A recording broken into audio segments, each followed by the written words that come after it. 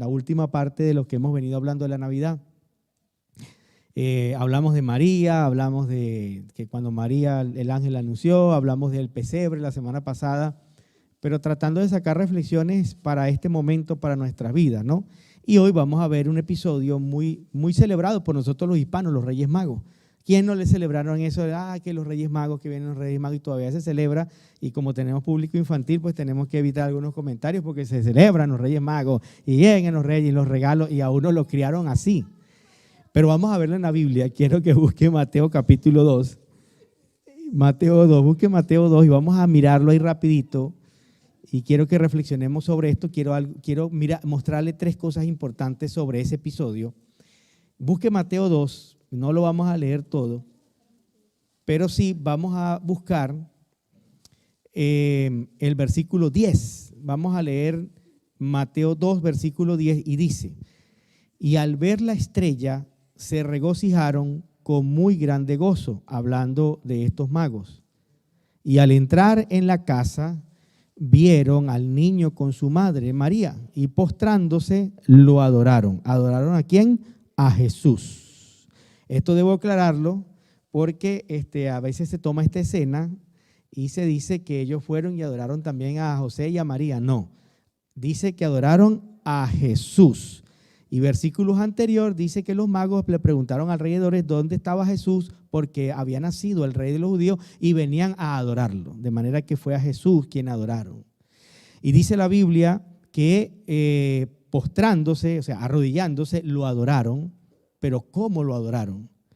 Y dice: y abriendo sus tesoros, diga tesoros, le ofrecieron presentes. Y la Biblia menciona 3, que ustedes saben: oro, incienso y mirra. Pero siendo avisados por revelación en sueños que no volvieran a Herodes, regresaron a su tierra por otro camino, porque Herodes los estaba esperando para quitarles información y quién sabe si los iba a matar también. Quiero leerles esto a todos y vamos a escuchar esto. Suponemos que fueron 3 los Reyes Magos por los 3 regalos que se entregaron: oro, incienso y mirra, Mateo 2:11. Sin embargo, la Biblia no dice que solo eran 3 Reyes Magos. Pudieron ser muchos más. De hecho, yo también creo que fueron más y que era una comitiva muy grande. No era que iban 3 hombres en un camello, ahí, 900 millas, solo. No, eso era una comitiva muy grande, porque era una comitiva que iba a adorar a un rey. Entonces no eran 3 camellos que estaban flacos y con 3 reyes gordos que iban ahí y no, habían más. Pero se asumieron 3 porque eran 3 regalos. Entonces dice aquí: y se llamaban Gaspar, Melchor y Baltasar, pero como la Biblia no lo dice, porque la Biblia no dice que se llamaban así, no podemos saber si eso es correcto, pero la tradición, también los libros apócrifos hablan de los nombres de los magos y luego las historias, y se creó ese nombre. Lo que sí sabemos es que eran de India, de Persia y también de Arabia, es decir, estaban representados parte de ese continente en esa persona. Y a mí me llamó la atención.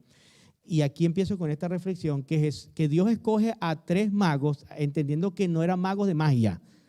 Dice magos, pero la traducción es sabios, entendidos, inteligentes. Algunos dicen que eran astrólogos, pero no los astrólogos que hacen brujería, sino los astrólogos que estudian la ciencia, el universo, la matemática. Yo conocí a algunos de ellos y bueno, ellos tienen eso como una ciencia y estudian todo el universo. Lo que pasa es que se van para un lado, ¿no? No se quedan en el centro, pero bueno, no son tan locos porque hay otros que sí son brujos, que le meten a la brujería y todo esto. Pero estos magos no tenían nada que ver con eso, porque yo escuché una persona una vez que dijo: pastor, los magos están en la Biblia, eso es bíblico, buscar a los magos y a los brujos, porque ahí dice que eran los magos. No eran magos de eso, eran gente preparada, sabia, entendida del reino de Persia, que era el reino más poderoso e importante de la época. Entonces, la Biblia no dice cómo se llamaban, pero lo que me llamó la atención es que Dios escoge a estos hombres entendidos que no eran de Israel para adorar a su hijo. Y me llamó mucho la atención porque ¿por qué no fueron personas del propio Israel? ¿Por qué no fue gente de ellos? Fueron personas que no eran de su cultura, pero creyeron en la profecía.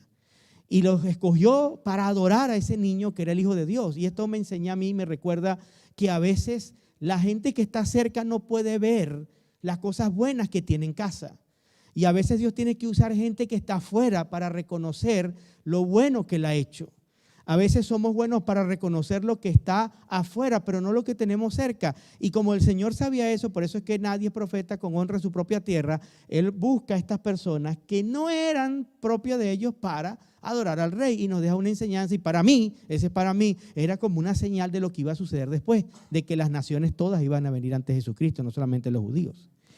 Es un error común pensar que los reyes magos visitaron a Jesús en el pesebre, la noche de su nacimiento, como el video, ¿no? Porque bueno, uno se ríe, esa es la costumbre. Es un error porque los magos llegaron días o meses después, incluso años pueden ser, algunos dicen que fue 2 años después. Por eso Mateo 2:11 dice que los reyes magos visitaron y adoraron a Jesús en una casa y no en el establo. De hecho, cuando los magos llegan, Herodes había mandado a matar a todos los niños menores de 2 años, porque esa era la edad que posiblemente podía tener el Salvador, entre 0 o 2 años. Por eso él manda a matar a los niños menores de 2 años. De manera que los magos no llegaron en el pesebre. Pero bueno, eso es Occidente y la cultura, y bueno, por lo menos lo meten ahí. Menos mal que metieron unos magos y reconocen que la Biblia ese episodio y no metieron ahí otro tipo de personajes, pero no llegaron exactamente en ese momento. Sabemos que los magos eran hombres sabios de Oriente, probablemente de Persia o el Irán actual. Esto quiere decir que los reyes magos viajaron entre 800 y 900 millas para ver al niño Jesús. Estamos hablando de 1.400 kilómetros aproximadamente. Viajaron bien largo. Es como ir a Miami, volver y creo que volver a bajar. Imagínense ustedes ese viajecito. Lo más probable es que los magos conocieran las escrituras del profeta Daniel, sí, y en camello. Y no en camello turbo, era un camello que usted sabe, iba ahí poco a poco, un huequito, una cosa, un calor. Contiene una profecía que da una fecha para el nacimiento del Mesías. Además, pueden ser que ellos conocieran las profecías de Balaam y de Número y de Jacob y habían leído la Biblia. Eso sí lo tenemos claro. Los sabios fueron guiados a buscar al rey de los judíos gracias a un milagroso acontecimiento estelar que era la estrella de Belén. Incluso evento que hoy en día algunas investigaciones y científicos reconocen que para esa fecha se reconoce que hubo un evento en el cielo, que algunos dicen que fue un cometa, otros dicen que fue un asteroide, pero de que hubo algo, no solamente, claro, la Biblia dice una estrella porque así lo narra el que escribe el libro, pero hubo un fenómeno en el universo que estaba relacionado con la venida del Señor. Ellos siguieron la guía de Dios con alegría y cuando llegaron a Belén le dieron regalos muy costosos a Jesús. No llegaron con Dollar Tree. No llegaron con Dollar Family, no llegaron con un regalo ¿cómo es el de $5? Bueno, eso existe todavía. Ya pronto va a desaparecer, va a ser $10 el regalo, porque de 5 ya no hay nada. Ni los perfumes Pacholín de esos baratos ya valen $5. Entonces, bueno, llegaron con unos regalos muy costosos y lo adoraron en un sueño y Dios les advirtió que no debían regresar y bueno, ustedes. Por lo tanto, voy con esto para ir avanzando rápido. Los magos eran hombres que creyeron la palabra de Dios, buscaron a Jesús, reconocieron el valor de Cristo, se humillaron para adorar a Jesús y obedecieron a Dios antes que los hombres. Pero lo que quiero llegar es a los regalos. Ellos no llegaron con las manos vacías. Ellos llegaron con 3 regalos. Todo lo que está en la Biblia tiene un significado. Toda la Biblia es como un tablero digital que está conectado. Desde Génesis a Apocalipsis, para los que estudiamos Biblia, es que estudiamos el griego, los que estudiamos hebreo, los que nos metemos y buscamos y estudiamos, nos damos cuenta que todo en la Biblia está conectado. Nada es una casualidad.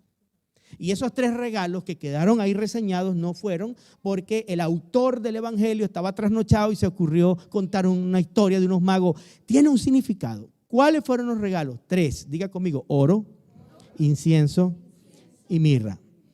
El oro representaba la realeza, a los reyes se les llevaba oro, a los reyes no se les llevaba, aquí le traigo al rey un regalo, ¿qué? Le traje un cochinito, no, pásenlo para la cárcel y quítenle la cabeza. Los reyes no recibían ese tipo de regalo, tenías que llevar oro, tenías que llevar cosas o diamantes o perlas o cosas muy costosas. Entonces llega uno de los regalos que es oro, diga conmigo, oro.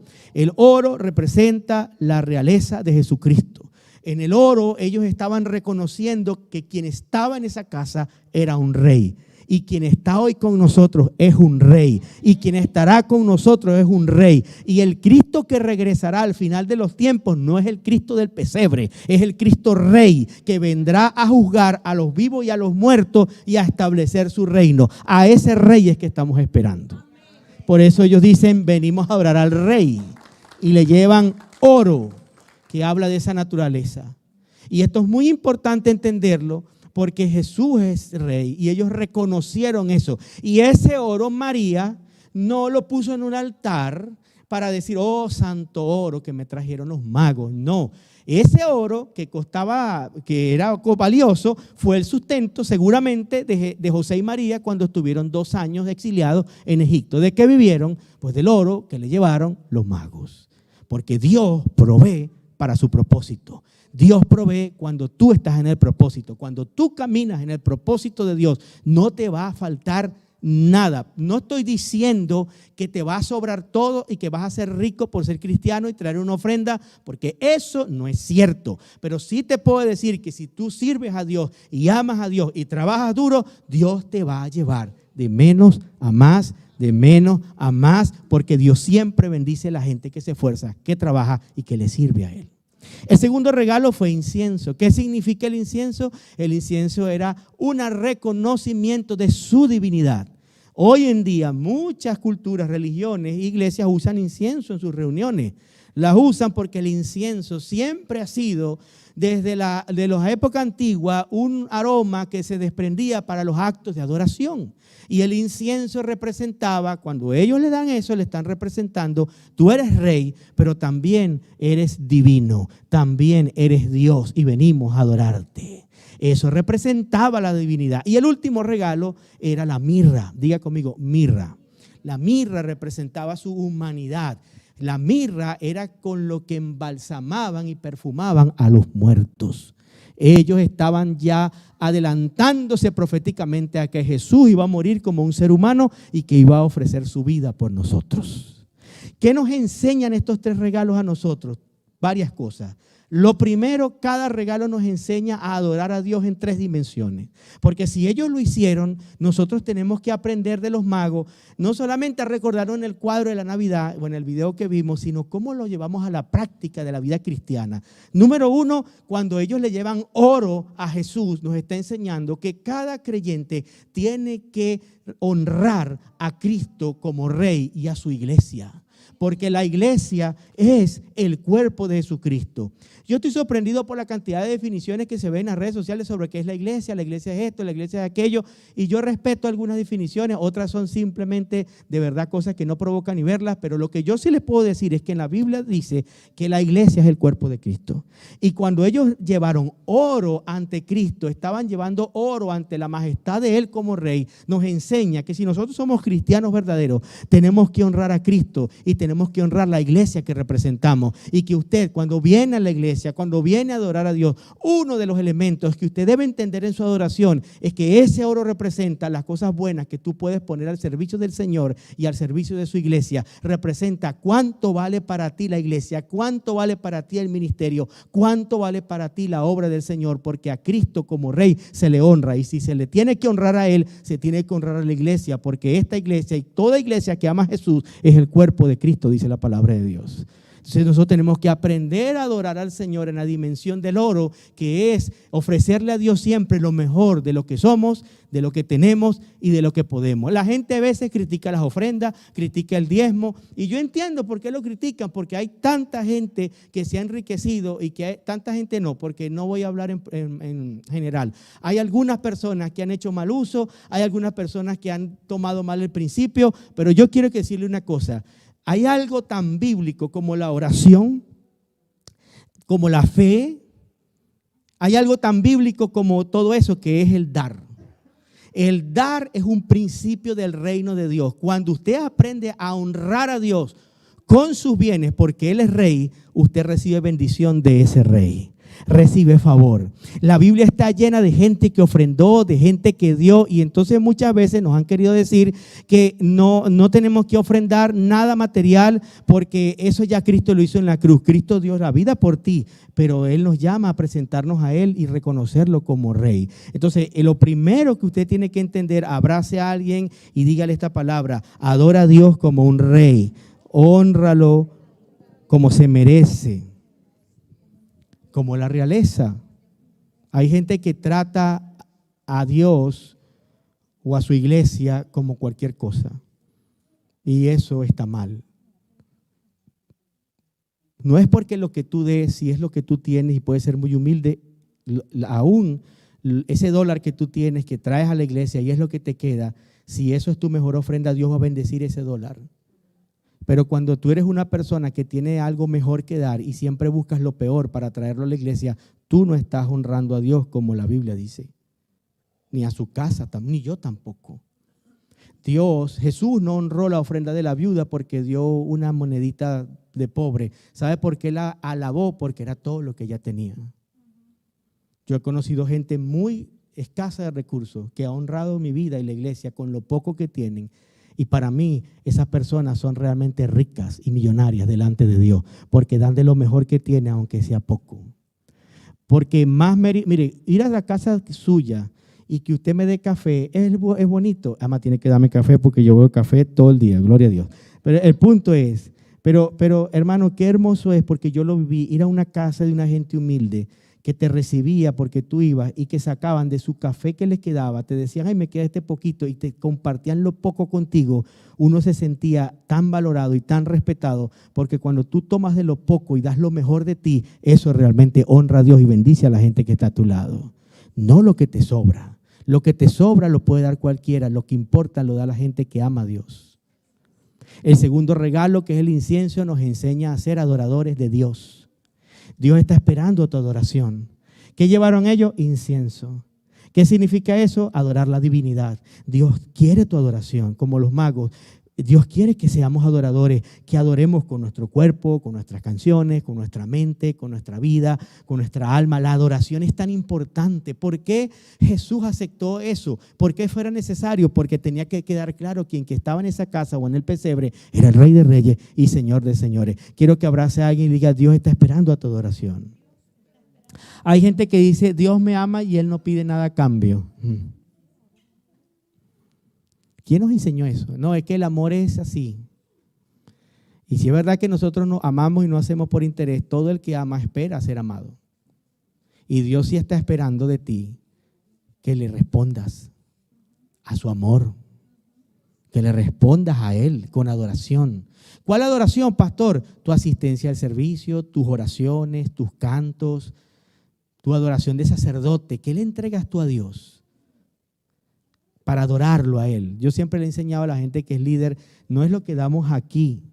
¿Sabe? Yo no vengo a adorar aquí hoy, a predicar y a adorar aquí, a levantar las manos, porque yo vine a adorar aquí. Yo adoro a Dios en mi casa toda la semana. Cuando yo me paro aquí, yo he estado con Él, he hablado con Él y Él ha hablado conmigo. Pero a veces esperamos venir a la iglesia para levantar las manos. Dices, todos los días adorar a Dios, todos los días. Incienso. Dios quiere que tú le adores. Y lo tercero, mirra, que tenía que ver con su humanidad. ¿Qué nos enseña eso? Eso nos enseña, si bien es cierto, usted ya no tiene que morir para ser salvo, diga amén. Qué bueno, ¿verdad? Que nosotros no tenemos que morir para ser salvos, que Cristo murió por nosotros. Pero ese regalo nos enseña algo.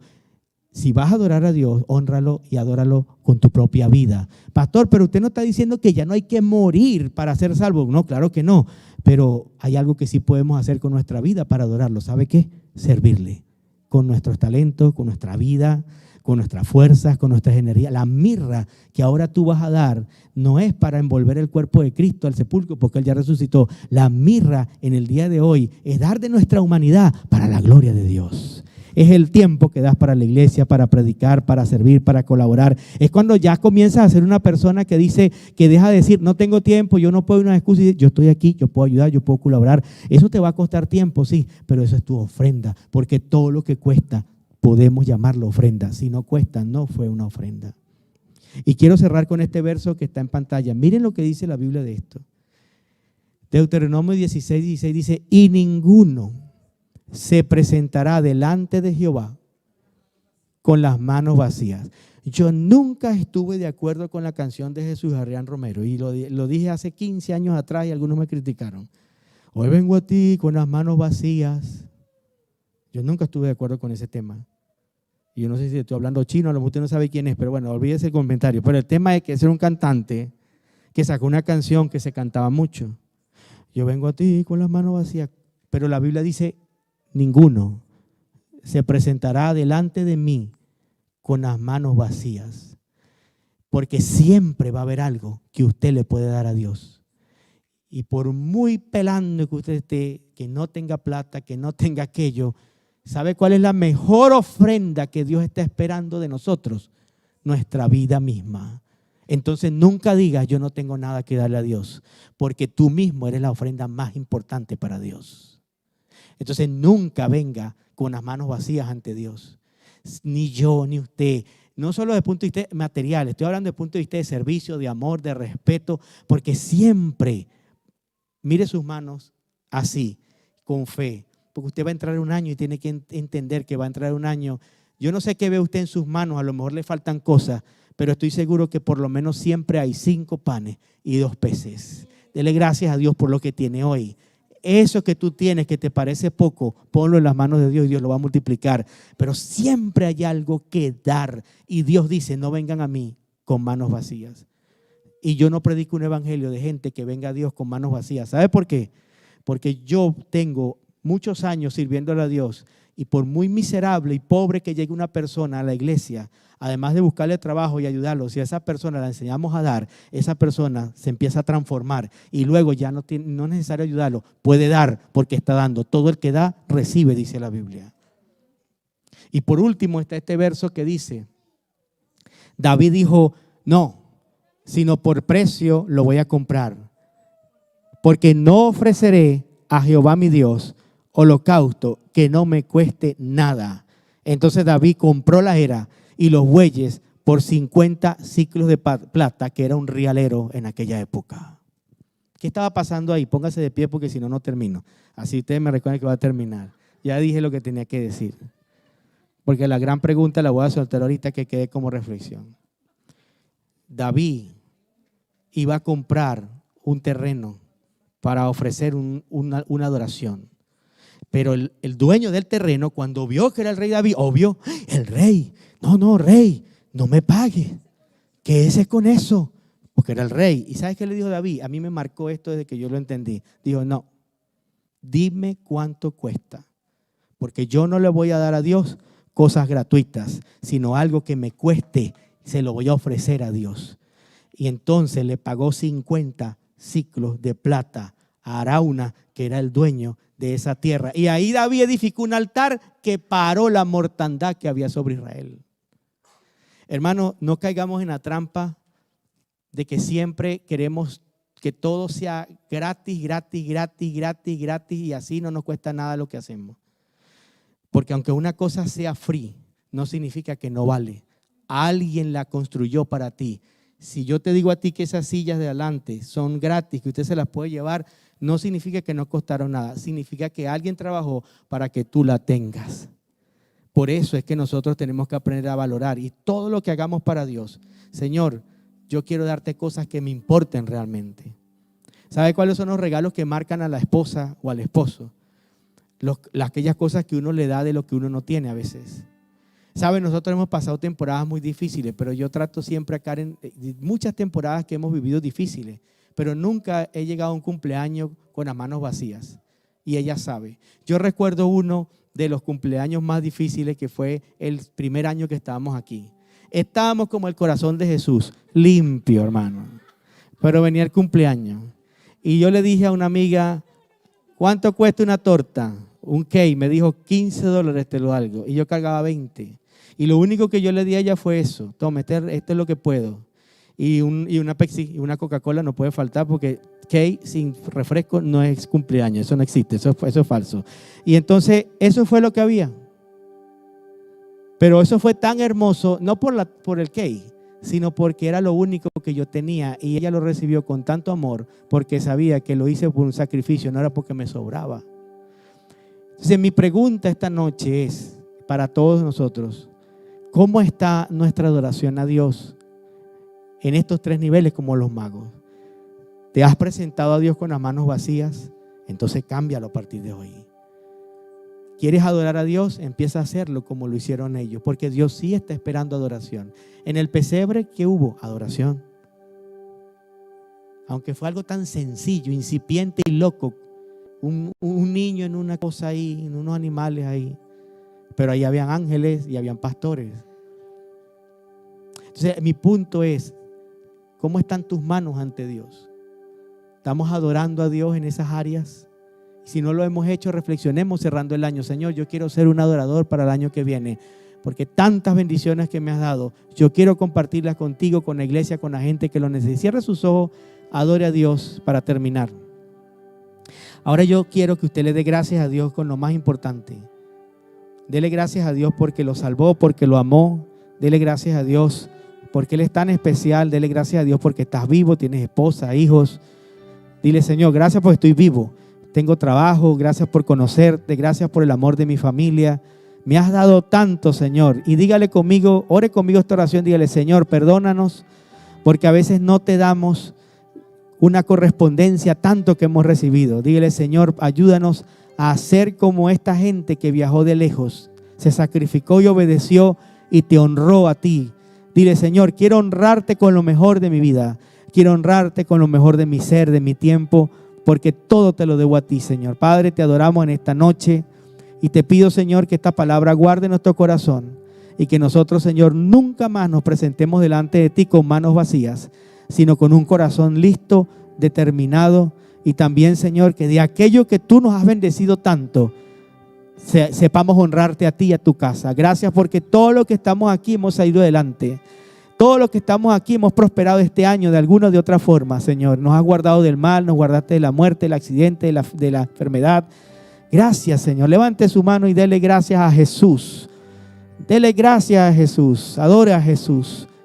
Y dígale, Señor, aquí están mis manos. Quiero adorarte con ellas y con lo que soy. Toma mi vida y cámbiala para siempre, Señor. Y aquí está esta iglesia, Señor. Gracias porque nos ha bendecido este año. Que arranquemos, Señor, 2024, Señor, con nuevas fuerzas.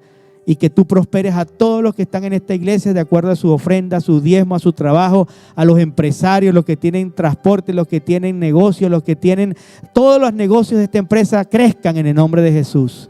Pero que sobre todo honremos tu nombre, Señor. Te adoramos y te bendecimos, Señor. Y no te daremos a ti cosas que no cuesten. Estamos listos, Señor, porque te amamos en el nombre de Jesús.